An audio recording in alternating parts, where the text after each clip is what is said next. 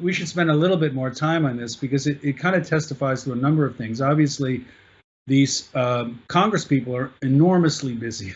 A lot of the times they're busy raising money, which they have to do almost 24/7. And they don't have a lot of time to focus on the details. And my understanding is that this change in the law was actually passed by unanimous consent. But it's like the ability, Sari, expand on that a little bit further, because as I understand it, Lyndon Barber was actually materially involved in helping to write the law. So a lot of the people don't really understand that the laws aren't being written by the lawmakers, they're actually being written by the lobbyists. Exactly. Lyndon Barber helped write this law.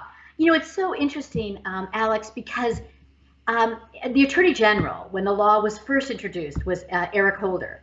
And he and Joe talked about this, and Joe explained to him how much this would hurt the DEA in trying to protect Americans. And so Eric Holder came out and spoke out against the law. He said, we can't pass this. It will take away the tools of the Drug Enforcement Administration to take on these companies and stop them from distributing massive amounts of opioids into communities across the country. But Eric Holder left office, and another version of this bill was introduced. We're getting into the weeds here, but another version was introduced, and Joe, as Scott explained, was basically forced out of government. So there was no one to speak out, and the members of Congress passed this bill. It sailed through. President Obama signed it, and it was only after the Washington Post wrote about it and said, whoa, does everyone know what this bill does?